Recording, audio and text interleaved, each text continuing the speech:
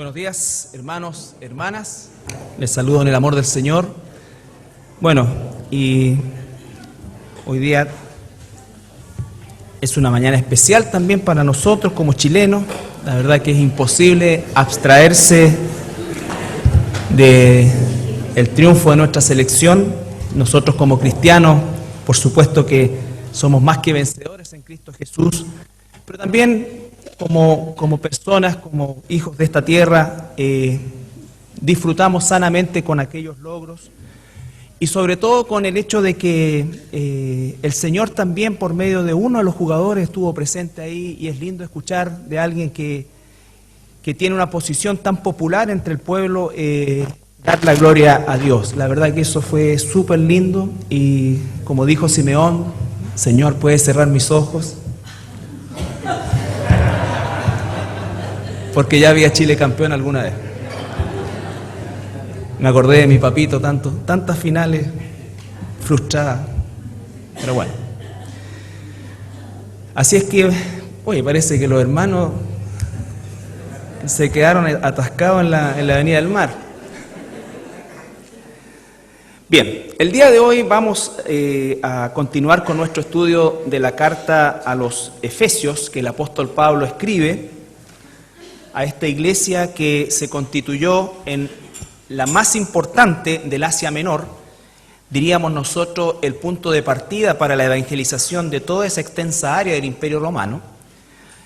Y también, como lo hemos visto el día miércoles, esta iglesia tuvo el privilegio de ser enseñada y formada por los más importantes hombres que Dios usó en la fundación de la iglesia, y sobre todo también en la formación del cuerpo de doctrina que la iglesia cristiana tiene y persevera hasta el día de hoy. Entonces, la iglesia de Éfeso es sumamente importante en todo el proceso, inclusive hasta el final de lo que es el Apocalipsis, en el último libro de la Biblia, también aparece, y nosotros la hemos estado estudiando en virtud de ese mensaje que el Señor Jesucristo entregó a esas 7 iglesias, entre las cuales la primera a la que se dirige es a la iglesia de Éfeso. Y si los que vienen el miércoles recuerdan, la característica que la iglesia, o el elogio que la iglesia recibía de parte del Señor Jesucristo, estaba centrado en el hecho de la conservación, sobre todo el cuidado estricto de la sana doctrina, por el hecho de que, como dijimos, el ambiente donde esta iglesia estaba viviendo, que era un ambiente sumamente pagano en todos sus términos, no solamente la iglesia de Éfeso, todas las iglesias del Asia Menor, pero especialmente en Éfeso por la presencia de esta gigantesca adoración a la diosa Diana. Por lo tanto, ahí estaba, por decir de alguna manera, el centro de la idolatría también del Asia Menor.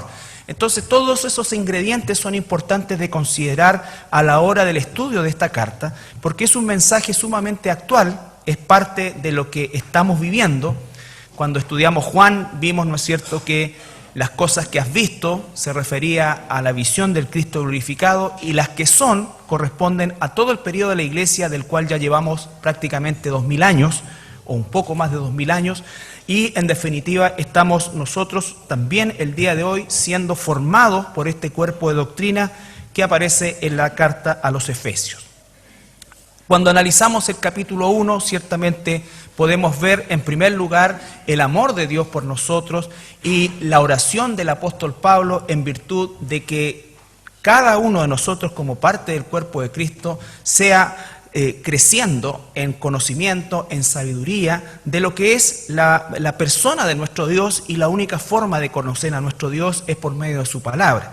Por lo tanto, nosotros nos encontramos en la posición de estar siendo permanentemente enseñados por la palabra de Dios, enseñados por el Espíritu Santo que mora en cada uno de nosotros, y todo eso es en función de lo que el apóstol Pablo habla y nos va a hablar más adelante de la gracia de Dios.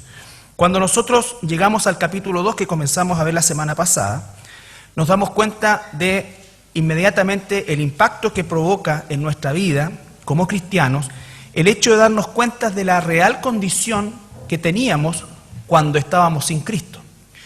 Esto es algo que incluso es difícil de digerir para muchas personas que son parte de la iglesia del cuerpo de Cristo, pero que en definitiva el Espíritu Santo en el tiempo irá fortaleciendo e irá, ¿no es cierto?, verdaderamente estableciendo como una verdad doctrinal, que no tiene otro propósito que recordarnos a nosotros que en definitiva no teníamos ninguna posibilidad de alcanzar salvación. Cuando nosotros nos vemos frente al rechazo que se produce de parte del cuerpo de Cristo en algunos aspectos, de las personas, de los cristianos, nos damos cuenta que se llega a un punto en el cual las personas definitivamente no aceptan esto porque de alguna manera creen que Dios es injusto. Y la verdad, hermanos, que ya lo hemos hablado en el tiempo, pero si Dios nos diera la justicia solamente, todos nosotros tendríamos que estar en el infierno. Él manifestó su gracia al tomar en su absoluta soberanía a algunos para mostrar las riquezas de su gloria y de su gracia también.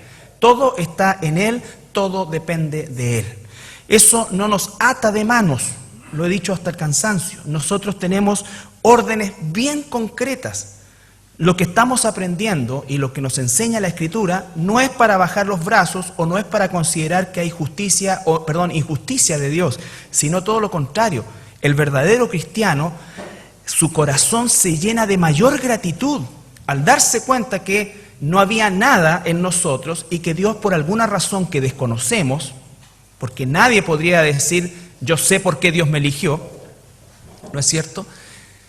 Pero lo hizo, y en virtud de que lo hizo, sin tener ningún merecimiento igual que los demás, entonces mi respuesta a sus demandas debiera ser mucho más o enteramente entregado a ese propósito. Entonces, dice el capítulo 2 que analizamos la semana pasada, el versículo 1, y Él os dio, Efesios 2:1, y Él os dio vida a vosotros cuando estabais muertos en delitos y pecados. Recuerde que la palabra muerto ahí es la palabra necros, que significa cadáver, ¿no es cierto?, un cuerpo sin vida. Se usa exactamente la misma palabra por el hecho de que el concepto o la definición de muerte habla de un concepto absoluto.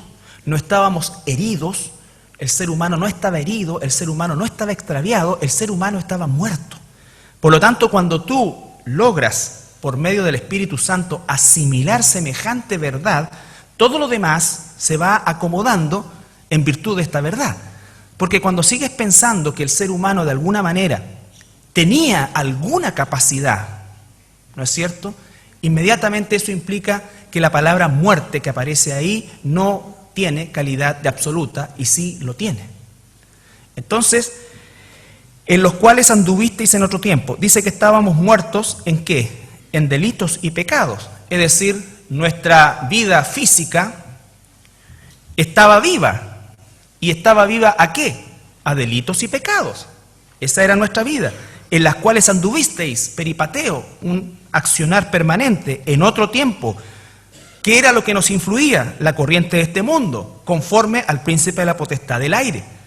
El espíritu que ahora opera en los hijos de desobediencia, cosa que por gracia de Dios no somos hoy. Hoy día somos hijos de obediencia, no somos hijos de desobediencia. ¿Obedecemos siempre a Dios? No, pero posicionalmente somos hijos de obediencia. Entonces nosotros tenemos que establecer estos parámetros para entender de mejor manera lo que nos está enseñando el apóstol Pablo por medio del Espíritu Santo en la carta a los Efesios. Cuando tú dices, mira, en realidad yo creo que no es así, sino que creo que realmente una persona tiene la posibilidad de elegir salvarse o perderse. Eso, hermanos, en el plano nuestro es una realidad, porque estamos llamados nosotros a predicar el evangelio que va a ser rechazado o va a ser tomado, ¿no es cierto? Pero detrás de eso, o al otro costado, vemos que es Dios quien ha establecido soberanamente ya un plan al respecto. Nosotros, vuelvo a insistir, no debemos ni siquiera cuestionarnos esto desde el punto de vista de los mandatos que Dios nos ha dado, porque efectivamente la respuesta nuestra ni siquiera es pensando en que Dios me necesita, como algunos dicen, Dios te necesita. No, Es por amor, por obediencia. Aquel que me salvó por gracia, si me dice que me pare de cabeza, me paro de cabeza. Ese es el punto. El punto es la obediencia. El punto es la obediencia. El punto es decir, Dios está mandando y yo hago. Hay dos pasajes en la Escritura que de alguna manera muestran esto. El apóstol Pedro, cuando todavía estaba en una condición nublada, podríamos decir, pero que nos da una señal de obediencia, cuando el pasaje de la pesca milagrosa, ¿no es cierto? Jesús le dice, boga mar adentro, vamos a pescar. Y Pedro le dice, Señor, hemos estado toda la noche y no sacamos nada, pero si tú lo ordenas, lo haremos. Entonces, eso estaba hablando justamente de esto que nosotros necesitamos entender. El pueblo de Dios no está para cuestionar las órdenes de Dios, está para obedecer las órdenes de Dios. Cuando el Señor le habla a Ananías, no al esposo de Zafira, Ananías, ¿no es cierto? Le dice, Ananías, anda, y le da toda la explicación y la ubicación del apóstol Pablo, y le dice, este está orando, anda para allá. Y la respuesta de Ananías inmediatamente es, Señor, pero ¿a dónde me están mandando? ¿Te das cuenta de la naturaleza humana? Entonces uno dice, si Dios me hablara, mentira, Dios le habló ya a persona. Y lo primero que salta es la desobediencia o la tendencia a cuestionar una orden de Dios. Señor, yo he sabido todos los daños que este hombre ha hecho a tu pueblo, a tu iglesia. Y el Señor amorosamente le dice, anda, porque, y ahí viene la soberanía de Dios, instrumento, ¿no es cierto?, me es este, y yo lo he elegido para que lleve mi nombre a los gentiles. En resumen y parafraseando, vemos la elección de Dios. Entonces, todo este proceso, nosotros tenemos que entender que tenemos un protagonismo dentro de este proceso, pero ese protagonismo está absolutamente sujeto a nuestra obediencia. Dios no está esperando nuestras ideas, nuestros comentarios, nuestros ajustes, no. Dios demanda de nosotros obediencia, obediencia. Entonces dice que estábamos en esa condición nosotros, esclavos del pecado, como dice el libro de Romanos, y éramos por naturaleza, el versículo 3, entre los cuales también todos nosotros vivimos en otro tiempo en los deseos de nuestra carne. Recuerden eso, en los deseos de nuestra carne. No es la palabra soma, es la palabra sarkikos, que significa en los deseos de una mente reprobada, una mente caída, una mente muerta a las cosas de Dios, haciendo y por consecuencia la voluntad de la carne y de los pensamientos, y éramos por naturaleza, hijos de ir a lo mismo que los demás.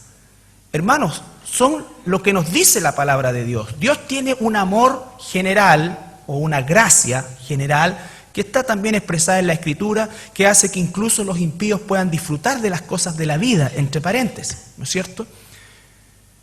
Pero hay dos grupos de personas en el mundo. Están los hijos de Dios, los hijos del diablo, los destinados al amor de Dios y los destinados a la ira de Dios.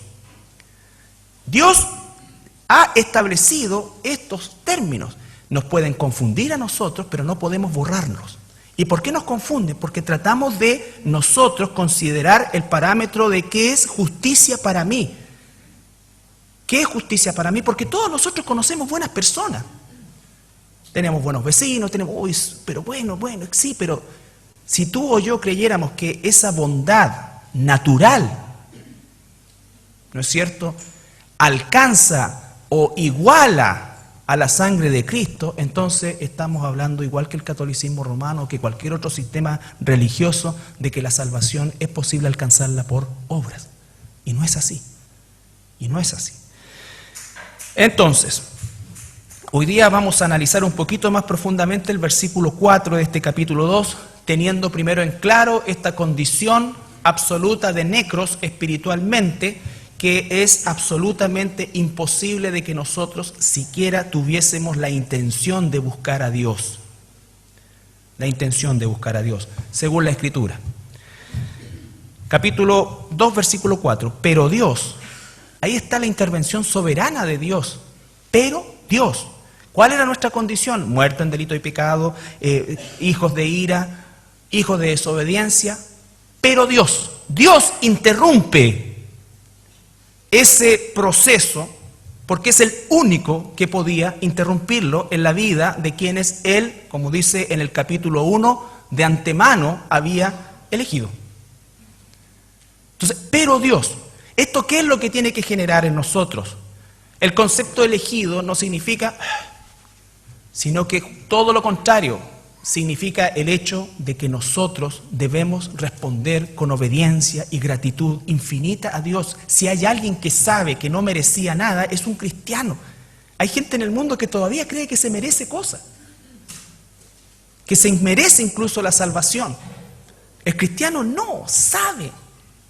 Y por eso es que su corazón se vuelca completamente al conocimiento de aquel que lo salvó, de aquel que lo libró, y a obedecer lo que Él demande de nosotros. Lo que Él demande de nosotros. Ese pero Dios es la bendición más maravillosa que nosotros podemos recibir de Dios, porque Él intervino en nuestra condición de necros, de muertos, absolutamente muertos. Y fíjense lo que dice: es rico en misericordia. Es rico en misericordia. Acaba de decir que hay hijos de ira, pero también dice que es rico en misericordia. No vamos a discutir ahora quiénes son los depositarios de esa misericordia. Por supuesto que los hijos de ira no pueden ser depositarios de la misericordia de Dios. Y vamos otra vez a la gracia soberana y salvífica que Dios ha entregado a aquellos que iban a constituir su pueblo. Pero Dios, que es rico en misericordia, por su gran amor con que nos amó. Si yo leo ese texto fuera de contexto, entonces voy a entender que Dios tiene un amor salvífico en términos generales y que ya Jesús murió en la cruz, perfecto, ahora la pelota está en tu cancha. Tú tienes que elegir. No es eso lo que dice la palabra de Dios. En el cielo no hay espacios vacíos de gente que decidió mal. Y en el infierno hay gente que debiera estar en el cielo. Pero Dios, la intervención de Dios es soberana. ¿Qué tienes que hacer tú?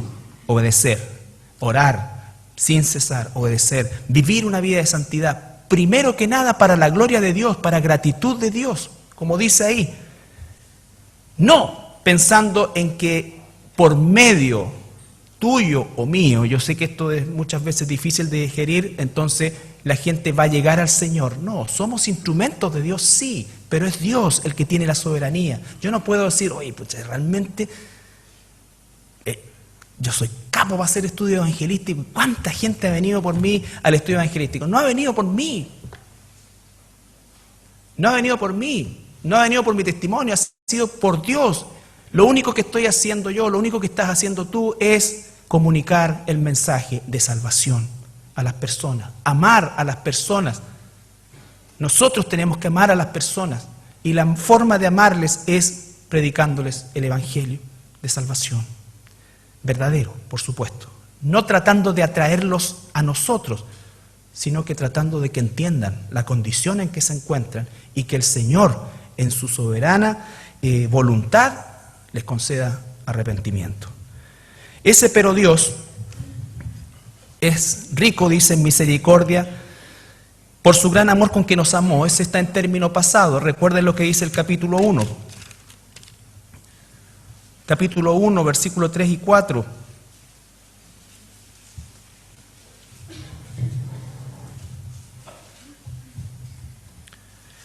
Bendito sea Dios y Padre nuestro Señor Jesucristo, que nos bendijo con toda bendición espiritual en los lugares celestiales en Cristo, según nos escogió en Él antes de la fundación del mundo, para que fuésemos santos y sin mancha delante de Él, en amor, habiéndonos predestinado para ser adoptados hijos suyos por medio de Jesucristo, según Él puro afecto de su voluntad.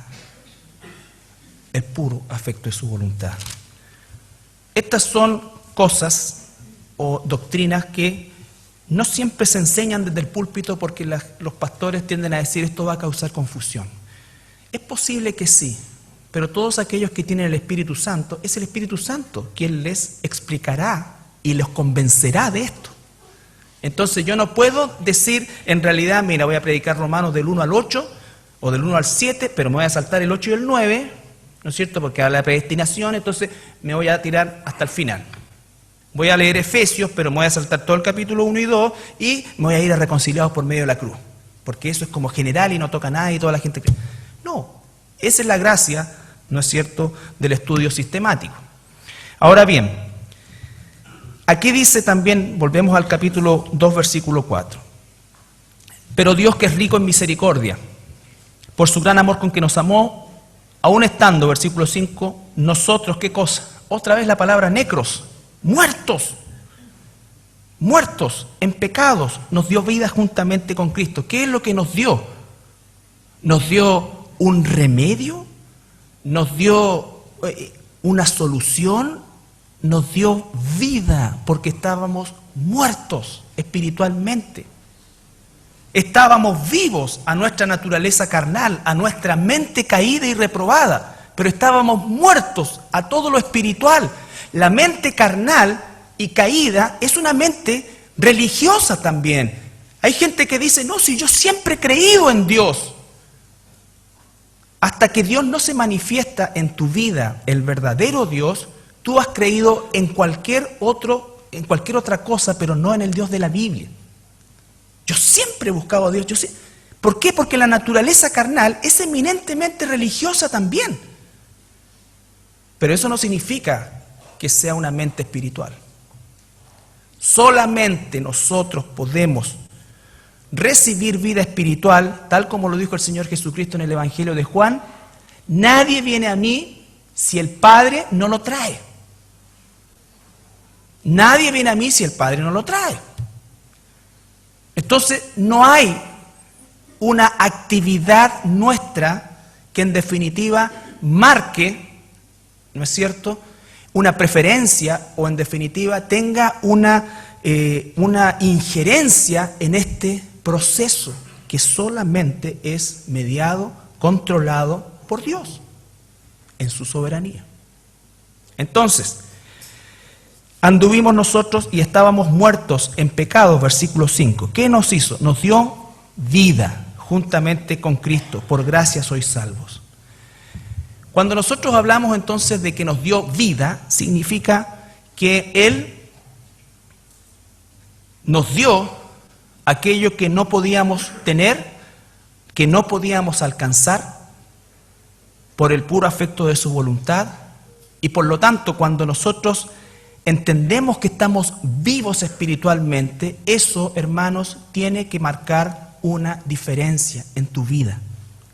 El Espíritu Santo, aún en los periodos tempranos, en nuestros inicios como cristianos, va marcando diferencias. Nos va transformando, va haciendo de nosotros aquel vaso de greda que Dios ha dispuesto para nosotros. Va limpiando nuestra manera de pensar. Es un proceso que a lo largo del tiempo va haciendo que Jesús, que las cosas de Dios, que todo lo de Dios alcance cada vez el lugar que le corresponde. Y eso, hermanos, significa que nosotros tenemos que marcar muy bien la línea entre aquellos que son cristianos y aquellos que no son cristianos. Sobre todo el día de hoy. Nosotros no vamos a enjuiciar a las personas, eso le corresponde a Dios, pero nosotros estamos llamados a discernir los espíritus si son o no de Dios, porque si nosotros no tenemos discernimiento y permitimos que aquellos que se llaman cristianos y no lo son estén dentro de la iglesia teniendo actividad formativa, enseñando o lo que sea, nosotros entonces, como lo he dicho muchas veces, hemos permitido que el enemigo haga y levante su campamento en la iglesia. Y esa es responsabilidad nuestra. Recuerden lo que Pablo le dice a Timoteo: te dejé en Éfeso. ¿Para qué te dejé en Éfeso? Para que estuvieras atento, porque ya se está introduciendo falsa doctrina dentro de la iglesia. La única manera de contrarrestar la mentira es con la verdad. La única manera de contrarrestar la mentira es con la verdad.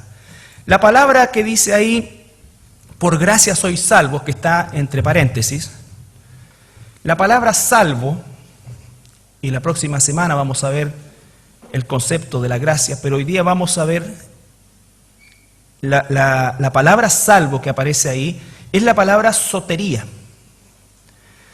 No lotería, sotería. Y esa palabra, la primera definición que tiene es rescatado, liberado y por supuesto también salvado. Pero la versión castellana la tradujo en todas las partes como salvado, siendo salvado, ¿no es cierto?, la última o la tercera de las definiciones, que también es aplicable, por supuesto, no está mal. Pero de alguna manera hemos perdido lo que significa las dos primeras, rescatado y liberado, que nos da una idea un poco más concreta acerca de la obra del Espíritu Santo en la vida de un verdadero creyente. El verdadero creyente ha sido rescatado, por supuesto que de la muerte a la vida, ¿no es cierto?, de las tinieblas a la luz, del infierno al cielo, pero en términos más prácticos aún, el verdadero cristiano ha sido liberado, por ejemplo, de la mentira a la verdad. De la mentira a la verdad. Del pecado a la justicia, que son los términos prácticos en los que nos estamos hoy día nosotros desarrollando. El Espíritu Santo está obrando en nosotros.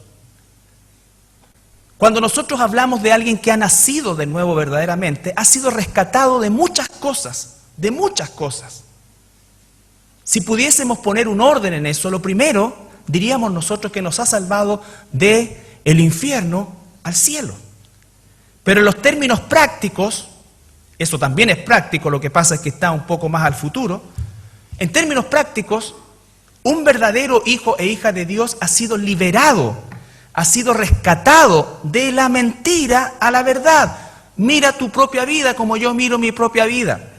¿Qué creíamos antes de ser verdaderamente hijos de Dios? Quizás creíamos muchas cosas. Pero una de las cosas que no creíamos era que Dios es soberano, es absoluto, y que aunque una persona nombre a Dios, pero esté en una doctrina equivocada, no es hijo de Dios. Eso no lo creíamos. Nosotros pensábamos que una persona por el solo hecho de ser buena tenía el cielo ganado, fuera o no fuera a una iglesia. Entonces teníamos muchos pensamientos, quizás no teníamos, y de hecho no teníamos una claridad doctrinal, no teníamos una formación espiritual, no teníamos una capacidad espiritual, pero sí teníamos una concepción absolutamente equivocada de la salvación. Éramos de aquellos que pensaba quizás, bueno, si hay un Dios allá arriba, Él verá pues, las cosas buenas que hice, las que no hice, en fin. Pero cuando llegamos al Señor, Dios nos empieza a liberar de esa mentira. Nos empieza a liberar de esa mentira.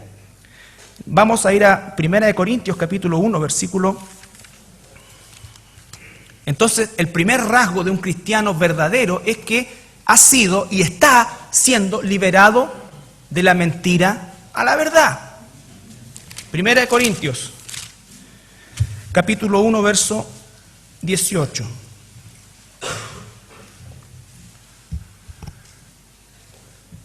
El apóstol Pablo le habla a estos hermanos, 1 Corintios 1:18, y le dice, porque la palabra de la cruz es locura a los que se pierden. Yo te pregunto, ¿es locura para ti la palabra de la cruz?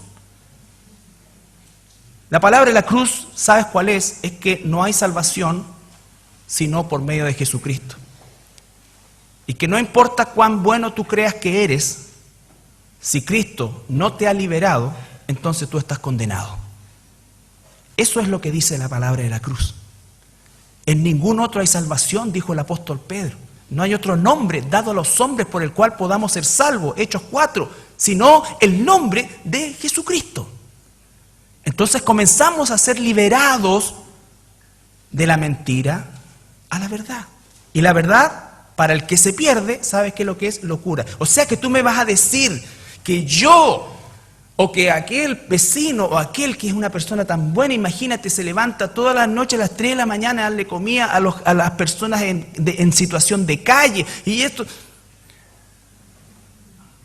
¿Puede esa bondad alcanzar salvación según lo que Dios dice? La respuesta es un rotundo no. Un rotundo no. ¿Hay que ayudar a la gente pobre? Claro que sí, pero eso no produce salvación. Espero estarme explicando bien, porque esto es fundamental de entender, sobre todo cuando tú hablas en medios, ya ni siquiera estoy hablando de los gruesos errores del catolicismo romano o de otras doctrinas, sino que estoy hablando dentro del pueblo, entre comillas, pueblo de Dios, porque algunos de ellos no lo son, que consideran estas cosas como parte de la bondad de Dios, de la bondad de Dios. Nosotros hoy día tenemos un movimiento ecuménico, desgraciadamente creciendo a pasos agigantados en nuestro país, y quizás nosotros no ponemos mucha atención en eso, pero está ocurriendo en nuestro país. Cada vez más y más iglesias evangélicas se están uniendo a este movimiento, y esto es parte de la obra de Satanás para provocar ese colapso en relación a ¿qué? A la verdad. ¿De qué se trata el ecumenismo? El ecumenismo se trata de que yo acepto tu verdad, tú aceptas mi verdad, y unámonos en aquellas cosas en que tenemos algún punto de coincidencia. ¿Tú crees en Cristo? Sí. ¿Tú crees en Cristo? Sí. ¿Tú crees en Cristo? Sí. ¿Quién es para ti Cristo? Un profeta, ¿no? ¿Quién es para un iluminado? ¿Quién es Cristo para ti? Es un hombre que vino a mostrarnos un camino de paz. Bueno, yo creo que es el Salvador del mundo. Perfecto, pero todos creemos en Cristo, ¿estamos de acuerdo? Sí, entonces somos hermanos. Eso, hermanos, es obra de Satanás, el príncipe de la potestad del aire. A Satanás no le importa en lo que creas mientras no sea la verdad. Y le encanta a la gente sincera, pero es la mentira. La gente dice, mira, no importa lo que tú creas, pero sé sincero en eso, porque Dios ve tu sinceridad. ¿Ve Dios mi sinceridad si estoy muerto espiritualmente? ¿Qué sinceridad va a haber en mí? Estoy muerto espiritualmente. Dios ve eso, Dios va a ver que tu corazón igual tú querías y de alguna manera buscaste a Dios, te equivocaste algunas cosas, o a lo mejor quién sabe, a lo mejor estaba ahí la verdad, nadie sabe, dice la gente. Bueno, ¿quién sabe? Bueno, el cristiano sabe, po. El cristiano sabe lo que está pasando, lo que va a pasar, dónde va a ir a parar, dónde va a ir a parar su vecino inconverso, dónde, todo sabe todo. La pregunta es, ¿lo cree? Porque si lo cree, entonces su actitud tiene que ser totalmente distinta. Su urgencia tiene que ser distinta. Su sujeción a la palabra de Dios tiene que ser distinta. Porque la palabra de la cruz, volvemos a 1 Corintios, es locura para los que se pierden. Pero a los que se salvan, esto es, a nosotros, es poder de Dios. Entonces hay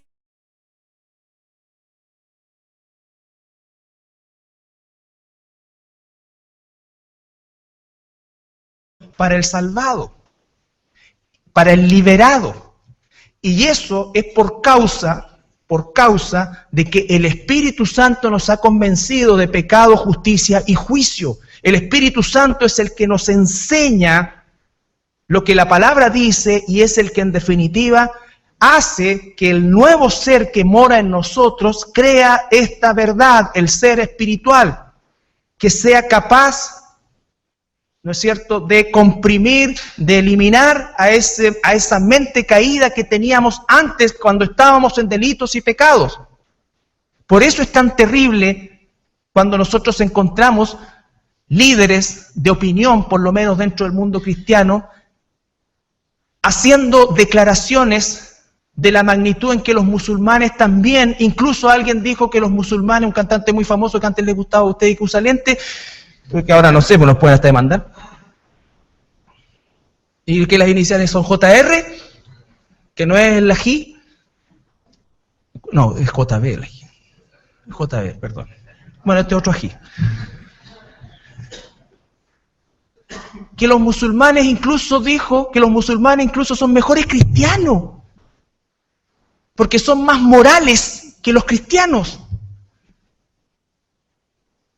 Entiendo que hay mucha gente que se llama cristiano es inmoral, pero ¿cómo puedes tú asimilar eso? Y por supuesto que recibe el aplauso de todo el mundo, porque finalmente esto va a llevar a que la gente te va a marcar. La gente te va a marcar y tú tienes que, como el apóstol Pablo, decidir agradar a la gente o agradar a Dios. No quiero ser desagradable por nada a la gente. Pero si estoy realmente creyendo la verdad, tú y yo tenemos que saber que esto es locura para los que se pierden. ¿Cuánta gente musulmana buena hay según los estándares del mundo? Quizás mucha. Pero no es Alá, no es Mahoma el que salva. Ni hablar de la aceptación que tienen del catolicismo romano. Todos nosotros, de alguna manera, por lo menos los que tenemos un par de años más, bastantes más, crecimos como cristianos con la enseñanza de Billy Graham. Billy Graham es un hombre que se le atribuye a ser el mayor evangelista del siglo XX. Sin embargo, y por desgracia, Billy Graham ha apoyado toda su vida el catolicismo romano, y no solamente el catolicismo romano, sino que el papado. O sea, que alguien diga que el Papa es un excelente cristiano y es un hombre de Dios, no puede estar cimentado en la verdad. No puede estar cimentado en la verdad. O en los festivales de Luis Palau, o de quien sea esto, ¿no es cierto? Monjas, curas, mormones, lo que sea, porque lo importante es eso: tú crees en Jesús, tú crees en Jesús, tú crees en Jesús, tú crees. Yo por años escuché cruzada con Luis Palau. ¿Qué es lo que me hizo discernir finalmente? ¿Mi inteligencia? No, el conocimiento de la verdad. El conocimiento de la verdad y la obra del Espíritu Santo. Yo no puedo llamar hermano a esa persona aunque se le atribuyan lo que se le atribuye, aunque se venga encima un país. No puedo llamarlo hermano. Porque está aprobando todo aquello. Entonces, hermano, la lucha es difícil. Es difícil. Yo les cuento, cuando comencé como cristiano, hace más de 25 años, fui invitado a un acto ecuménico en la catedral. Y mi hermano Miguel, que está ahí, me acompañó. También es pecador. De hecho, creo que él me dijo, vamos.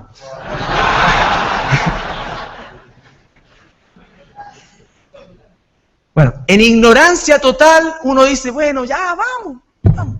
Fue horrible, yo no sabía por qué, estaba podrido por dentro, fue horrible. A pesar que la gente te felicita, ¡ay, qué linda tus palabras! La típica cosa de siempre, fue horrible, horrible. Y comencé a pedirle a Dios realmente, Señor, ¿por qué esto? Bueno, y eso originó que comenzara a estudiar, porque esta cuestión no es, hijo, no. Años de estudiar el catolicismo romano. ¿Qué es? ¿Por qué? O sea, a mí nunca me gustaron los curas, pero he visto personas buenas ahí.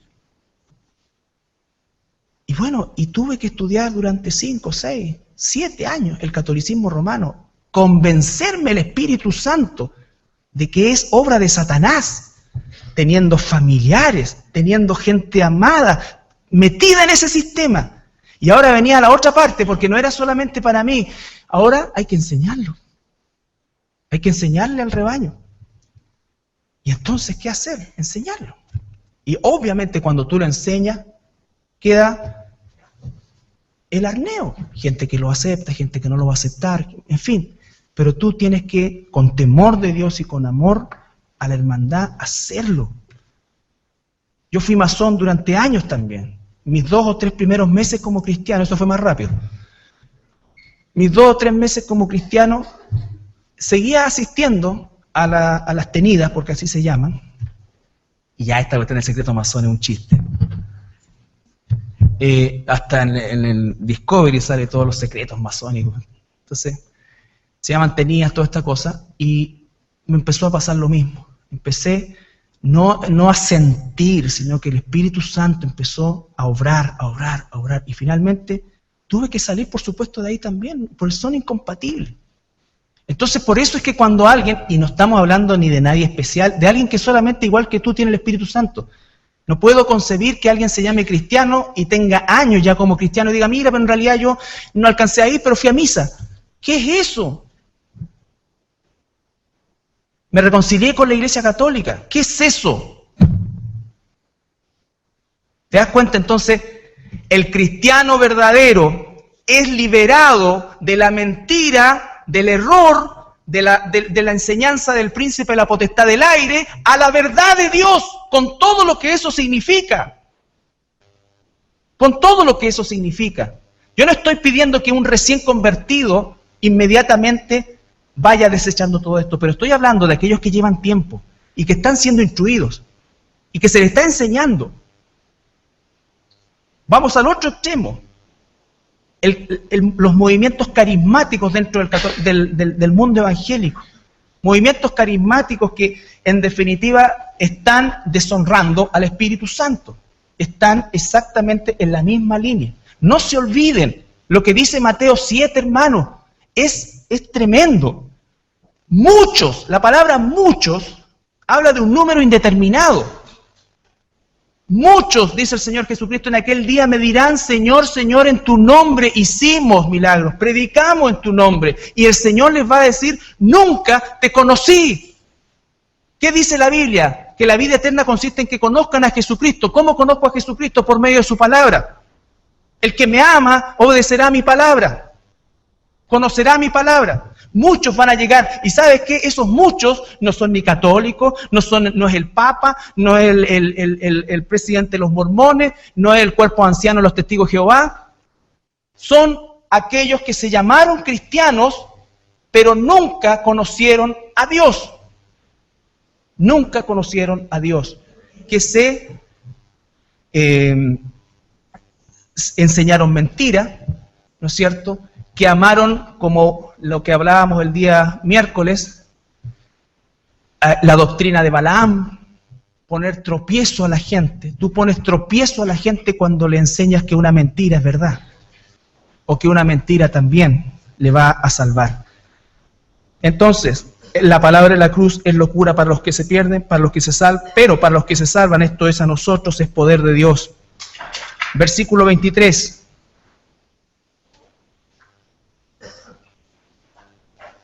Ahí mismo, el capítulo 1 de 1 Corintios, versículo 23. Pero nosotros predicamos a Cristo crucificado. Para los judíos ciertamente es tropezadero y para los gentiles es locura. Más para los llamados así judíos como griegos, Cristo poder de Dios y sabiduría de Dios. Más a aquellos que Dios llamó de judíos, de griegos, Cristo es poder de Dios y sabiduría de Dios. Porque lo insensato de Dios es más sabio que los hombres y lo débil de Dios es más fuerte que los hombres. Versículo 28. Y lo vil del mundo y lo menospreciado escogió Dios y lo que no es para deshacer lo que es, a fin de que nadie se jacte en su presencia. Mas por Él estáis vosotros en Cristo Jesús. Por Él estáis vosotros en Cristo Jesús, el cual nos ha sido hecho por Dios sabiduría, justificación, santificación y redención. ¿Con qué propósito? Para que, como está escrito, el que se gloría, gloríese en el Señor. Todo es para la gloria de Dios. Entonces,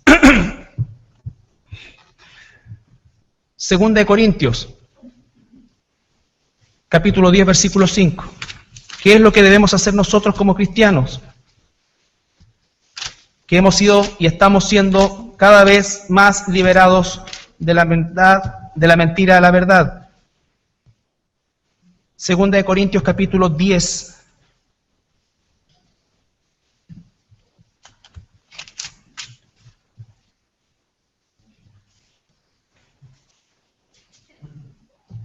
Versículo 3. Pues, aunque andamos en la carne, ahí la palabra es soma, no militamos según la carne. Sarquicos, soma, sarquicos. Recuerda, es importante aprender por lo menos palabras claves dentro del idioma original. Porque las armas de nuestra milicia, porque tenemos armas de nuestra milicia, no son carnales, sino poderosas en Dios. ¿Para qué? Aquí viene. ¿Para qué? Para la destrucción de fortalezas, las fortalezas de la mente caída, del sarquico, de la mente reprobada. La palabra de Dios es lo único que el Señor usará para derribar esa mente caída. Y dice versículo 5, derribando argumentos y toda altivez que se levanta contra ¿qué cosa? El conocimiento de Dios. Pero si yo siempre he conocido a Dios. No, hasta que Dios no se manifiesta realmente a tu vida por medio del Espíritu Santo, tú no has conocido al Dios verdadero. Derribando argumento y toda altivez que se levanta contra el conocimiento de Dios y llevando cautivo todo pensamiento a la obediencia de Cristo. A la obediencia de Cristo. Entonces, el cristiano verdadero, El cristiano que ha sido liberado. Volvamos a Efesios.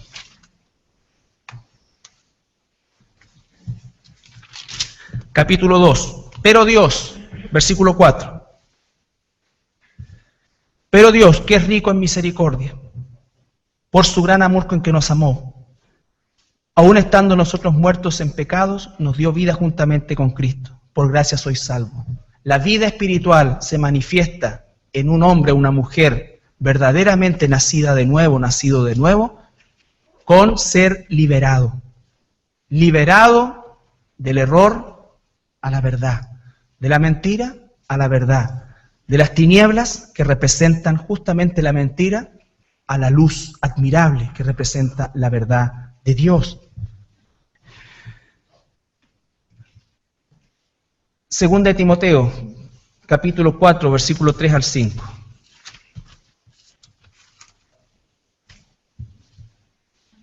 ¿Cuál será y cuál es la actitud,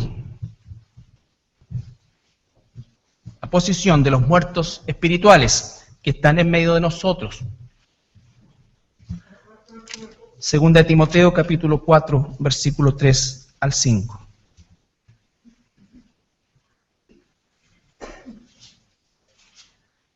Desde el versículo 1. Es un pasaje que también hemos conocido muchas veces, o hemos leído muchas veces, pero que en la medida que vamos creciendo en el conocimiento de Dios, va tomando cada vez mayor importancia. Te encarezco delante de Dios y del Señor Jesucristo, que juzgará a los vivos y a los muertos en su manifestación y en su reino. Ese vivos o muertos, ¿no es cierto? Que prediques la palabra, que instes a tiempo y fuera de tiempo. Esas son tus órdenes, esas son mis órdenes. No decir, oye, pero ¿y si no es oveja de Dios? ¿Y si es oveja de Dios? Y no, eso no lo sabes tú, no lo sé yo. Tú y yo tenemos órdenes concretas. Por eso es tan importante entender las analogías que hace el Señor, como un soldado. Un soldado obedece, un buen soldado obedece. ¿No es cierto? Eso es lo que se le ordena. Nosotros como hijos de Dios estamos siendo mandados y nosotros estamos respondiendo por gratitud, por amor, por convicción.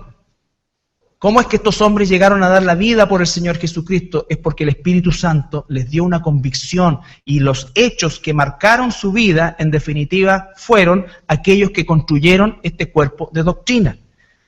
Te encarezco delante de Dios y del Señor Jesucristo, que juzgará a los vivos y a los muertos en su manifestación y su reino, que prediques la palabra, que instes a tiempo y fuera de tiempo, redarguye, reprende, exhorta. ¿Con qué? Con paciencia, que es amor, y doctrina, palabra que a todos estos ecuménicos les causa escozor. No hablemos de doctrina porque la doctrina nos divide. Me carga la palabra doctrina. Y todas estas cosas así, no puede ser, porque la doctrina es la base de la verdad. La palabra es didascos, que significa la enseñanza de Dios, la enseñanza de Dios. Si yo no conozco la enseñanza de Dios, ¿cómo voy a discernir? ¿Cómo voy a discernir? Porque vendrá tiempo cuando no sufrirán la sana doctrina. No sufrirán la sana doctrina porque les va a parecer excluyente, discriminatoria, locura. Porque vendrá tiempo cuando no sufrirá la sana doctrina, sino que teniendo comezón de oír, ¿qué cosa? La sana doctrina. Pero no es que no quieran oír, no quieren oír la sana doctrina. Porque se van a amontonar maestros conforme a sus propias concupiscencias, sus propias maldades. No es que no quieran oír, ellos quieren oír acerca de Dios, pero no ese Dios, no la verdad de Dios. Quiero oír del Dios que me va a hacer millonario, quiero oír del Dios que me va a sanar, quiero oír del Dios que tiene grandes planes para mi vida, quiero oír del Dios que, no sé, pues, me va a dar poderes. No quiero oír del Dios que me dice que voy a sufrir, que voy a tener pruebas, que voy a posiblemente ser perseguido. No, ese Dios no quiero, quiero este Dios. Quiero el Dios que me permite ir a Él a través de María, a través de un ídolo, a través de quien sea. Quiero ese Dios. Ese es el Dios que quiero. No quiero el Dios que me diga que la única forma de llegar a Dios, al Padre, es por medio de Jesucristo. No quiero el Dios que me dice, en ningún otro hay salvación. No quiero el Dios que me dice que hay un solo mediador entre Dios y los hombres. No quiero ese Dios. Quiero el Dios que me dé opciones para llegar a Él. Ese es el Dios que quiero. Entonces, no es que no quieran oír, es que no quieren oír la verdad. ¿Y qué va a pasar entonces? Versículo 4, apartarán de la verdad el oído y se volverán a las fábulas, a cosas ridículas, incluso a cosas ridículas. Pero tú, ahí vienen tus órdenes, mis órdenes, perdón. Pero tú, sé sobrio. Sobrio no es frío. Sobrio significa alguien que no pierde la visión, el propósito, la misión que tiene. Es alguien que no es influido en un extremo o a otro. Es alguien que se mantiene en la voluntad de Dios. En la voluntad de Dios. Soporta las ¿qué? Aflicciones, porque esto trae aflicción. Aflicción a nuestro corazón, a nosotros como hijos de Dios, de ver la ceguera en que se encuentra el mundo, la mortandad, el valle de los huesos secos donde andamos caminando. Claro que produce eso. Y por otro lado, los que están vivos en la carne y que niegan al Señor Jesucristo, van a tener siempre armas para poder buscar hacerte daño, de alguna manera, consciente o inconscientemente. Ellos no lo saben, pero ellos son parte del príncipe de la potestad del aire, y el príncipe de la potestad del aire los va a usar en tu contra, en mi contra. Pero mayor es el que está en nosotros que el que está en el mundo. Entonces tenemos que estar preparados para eso. Dice, tú sé sobrio en todo, soporta las aflicciones, haz obra de evangelista, cumple tu ministerio, haz obra de evangelista. En medio de esos huesos secos predica la verdad, porque aún en medio de ese cementerio de gente viva en la carne, pero espiritualmente muerta, Dios tiene hijos e hijas suyos. Tú y yo no lo sabemos, y gracias a Dios que no lo sabemos, porque si no dejaríamos hasta el último y tendríamos, igual que los pases en los escritorios, toda la pega acumulada, pero esta semana la saco.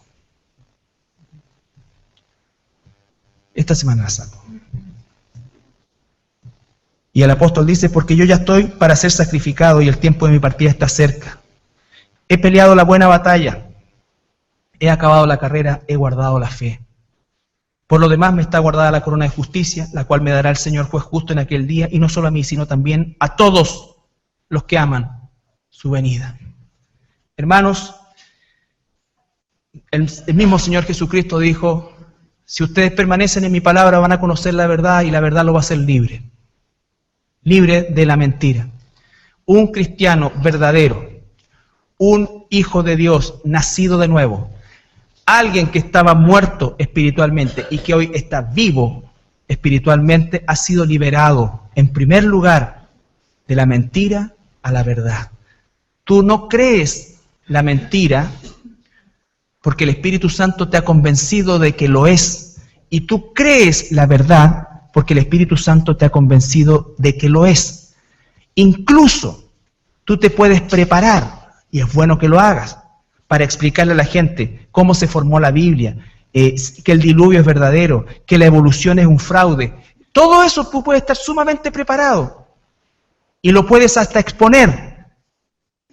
Pero eso, hermanos, es como que le estuvieras hablando a un cadáver físico. La única forma, la única analogía que tenemos nosotros es un cadáver ahí, físicamente hablando, y que tú le prediques y estés toda la noche predicando, toda la noche, todo el día, y ¿cuál va a ser su respuesta? Cero, porque está muerto. Ahora, ¿debemos no hacerlo? ¿Qué acaba de decir? Predica, en el mismo pasaje, predica a tiempo, fuera de tiempo. ¿A quiénes le estamos predicando nosotros el Evangelio? A los muertos. Nosotros estamos aprendiendo, estamos siendo entrenados para ser enviados. Entonces podría decir, ¿pero para qué me envían tanta preparación, tanta lectura, tanto esto? Es porque Dios lo dice. Dios tiene un plan, ese es su plan para nosotros, ese es nuestro privilegio. Pero tampoco puedo confiar en mí mismo, qué cosa más estúpida, confía en ti.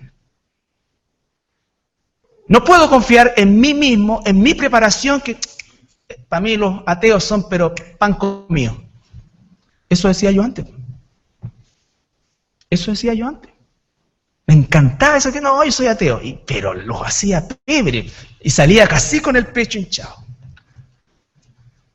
Porque no saben ni lo que significa la palabra ateo. Pero el Señor nos da en el tiempo lecciones, sabiduría, y va moldeando tu carácter, va moldeando tu carácter, va moldeando tu carácter. Va cambiando, no va quitando la pasión, la va ordenando. La va ordenando hacia lo que debo hacer. Hacia lo que debo hacer. Entonces, el mensaje para hoy, para nosotros también es ese. Como hijos de Dios hemos sido liberados de la mentira a la verdad. Está el Señor, dependiendo del tiempo que tú tengas en el Señor. Pero si tú perseveras, como dijo el Señor Jesucristo, en su palabra y eres un hijo de Dios, tú vas a ver cómo Dios va a ir sacando la mentira y colocando la verdad. Y vas a ver también cómo la mentira se va a reflejar cada vez más claro. Tú vas a tener el discernimiento de leer un libro llamado cristiano, vas a leer atrás, vas a leer el primer capítulo y vas a ver inmediatamente si eso realmente es guiado por Dios o no es de Dios. Porque tenemos que tener discernimiento, no porque diga literatura cristiana o Grupo Nelson o Unilit o lo que sea, es de Dios. Tú tienes que tener discernimiento. Tú tienes que tener discernimiento. Hay gente que honestamente no hace ese discernimiento y a veces se queda cuando dice, ay, pero ¿qué dijo Billy Graham de esto? Oh, lo encontré espectacular. Y este otro que dijo, está pero fabuloso. Y no, puede que sí, lo sabemos. Pero tú tienes que examinarlo, no te puedes guiar. Oye, ¿qué dijo Carlos Flores sobre esto? No, está correcto, está perfecto. No, porque el estándar no son los hombres, el estándar es la palabra de Dios. Y todos los hombres somos falibles. Y tenemos que día a día ser librados de la mentira a la verdad. En el tiempo vamos siendo cada vez más expertos en eso, en el buen sentido de la palabra. Pero nunca somos infalibles. Nunca. Nadie. Nos ponemos de pie para orar.